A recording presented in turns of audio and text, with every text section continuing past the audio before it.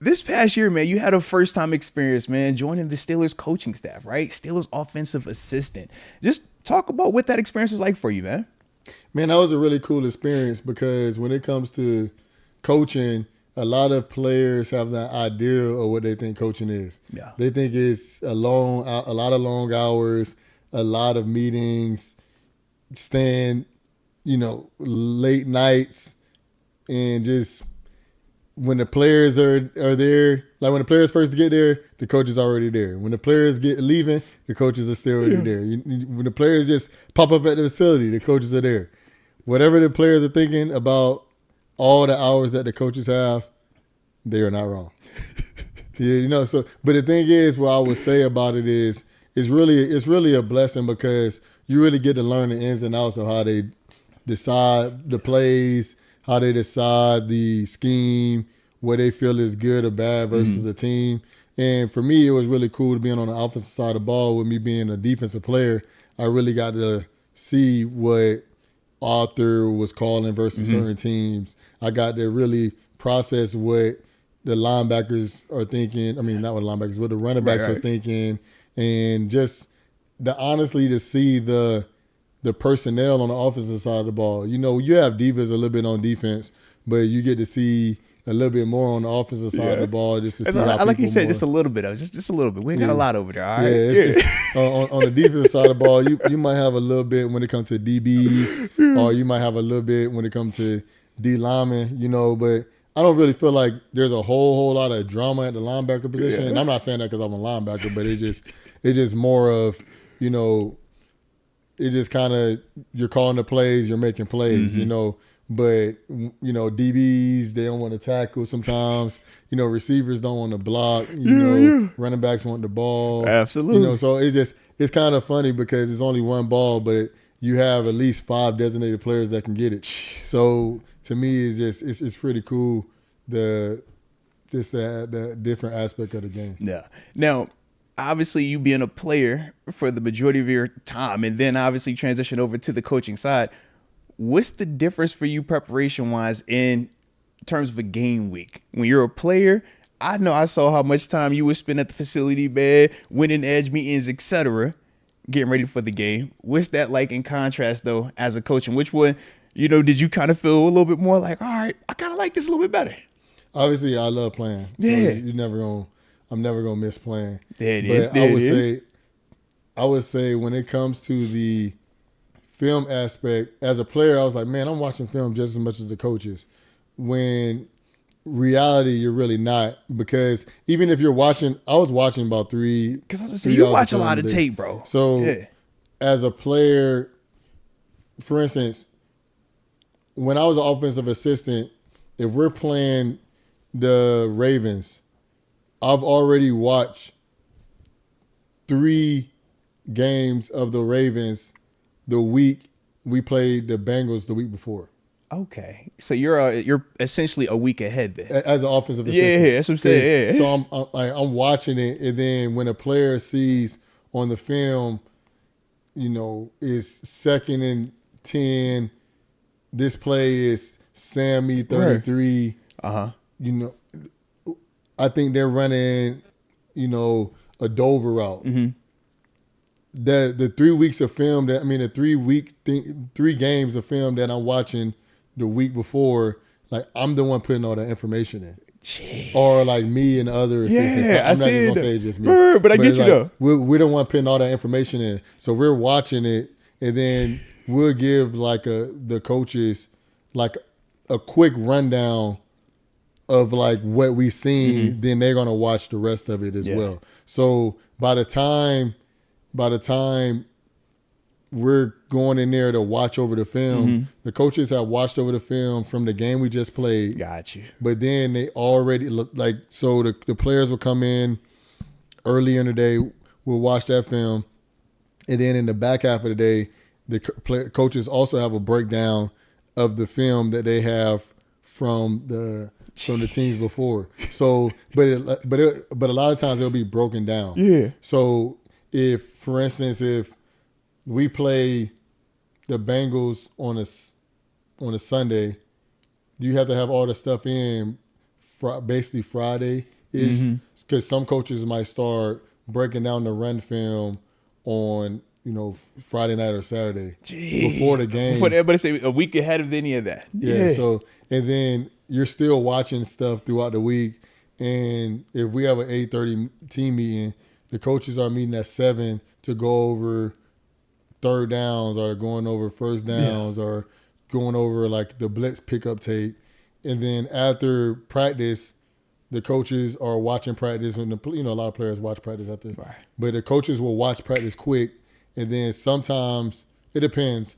Sometimes the coaches will watch it with the players right after practice, or some coaches watch it in the morning, or you'll watch it with the players and then rewatch it with the coaches as a staff, and then you watch all that, and then you go back to now game planning what the plays are for the next day. So if I know it's pretty confusing right now, but I like it though, man. Come on, baby, talk to me now. So say if we play on a Tuesday, I mean not play on a Tuesday, but like Tuesday's a player day off. Right.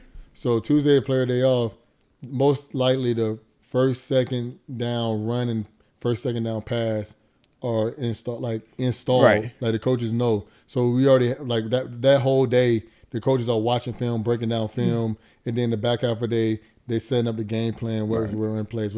I'm not the one doing that. I'm the one. He said I've already done my work on the front end of this thing, getting all the stuff labeled up for the dudes, man. And then, but like everybody's still watching stuff, so they may say, hey, Matt, when you were watching the 49ers, we didn't play them, but you're watching the 49ers and they like to play cover 4. What type of cover 4 do they play? Do they play match? Do they play zone? Okay. Like there's levels to it. There's different parts of it. There's levels to it, and then it's like sometimes people, their whole game plan will be like this, and then they can have a small coaching change. They can have a small player change, and it'll change their whole thing for the rest of the season. So like for instance, the Ravens, the first time we played them to the second time we played them, their whole back half of their secondary change, and the way that they play their cover 4. So they start playing more palms and things like that, while at the beginning of the year they was playing more 3 and going 0 blitzes and things like that. So the back half of the season, the Ravens defense ended up being a top 2 defense, while in the front half of the season, absolutely, there was they struggled. There was a 29th defense. So it's just you're watching that film and then you're breaking it down and trying to look back at. So like you can look at our first Ravens game, and then you look at that. But then if you go to our playoff game, we couldn't watch the Ravens our first game. Just because it doesn't even make sense anymore what they do. Study because it's not even the same type of stuff. So it's kind of cool. You have to like really evaluate that, because you would think, a lot of people would think watching, just because you're playing the Ravens, they're doing the same stuff. Oh no, and they change it a lot. And then you're kind of watching film all the time, and you're kind of breaking stuff down all the time. And then as a coaches, you'll try to play 2 or 3 times, and then you'll see like, oh, that play is not successful for us, or that play is. And then the call sheets are huge, man. Like, they'll have these big call sheets, and they'll be like 30 run plays, right? Or 40 run plays. And I'm gonna be honest, Arthur does a really good job of not having too much on people's plate. But there's 30 run plays or 40 run plays. Think about it. Some games it's only 60 plays. That's what I'm saying. Like, that's a big menu though, man. But then it's like you might have. And then like how they break it down is like you have, play action pass, third down menu, fourth down menu, not fourth down menu, but like short yardage menu, goal line menu. Where like with us, our menu was real tight on defense. But you might have 20 plays on defense, right?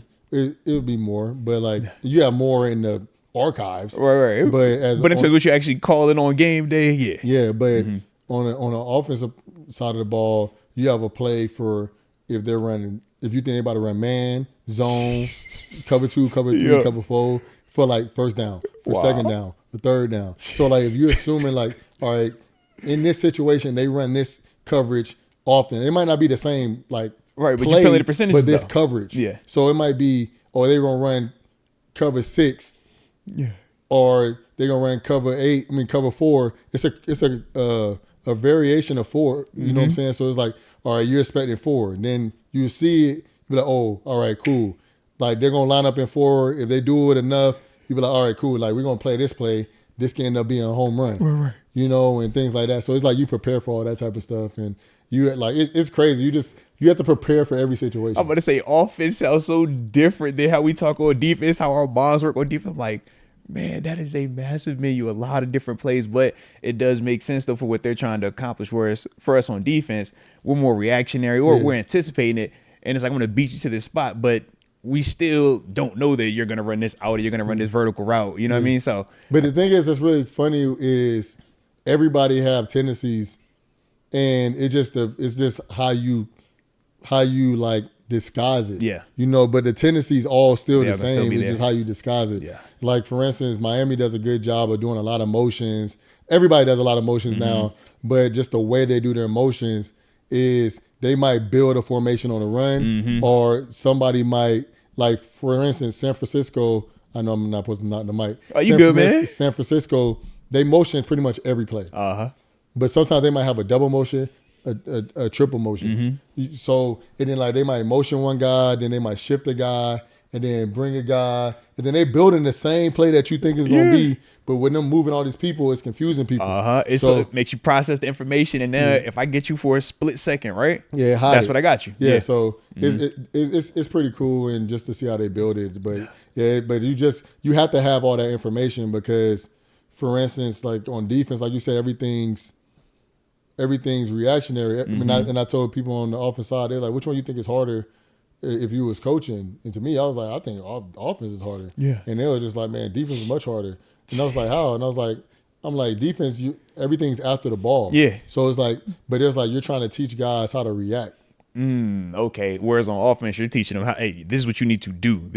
Okay. You know, so you already know what you're doing on defense, while on offense, on defense, you really don't. Yeah. And but on defense, if you really lock down on your menu and understand what you're doing, every coverage can stop every play. Oh, yeah. It just depends on if everybody's doing the things together. You know, so that's the thing that's funny about offense and defense. So yeah. No, I like that right there, man. Shout out to my dog too, man. Shout out to my dog.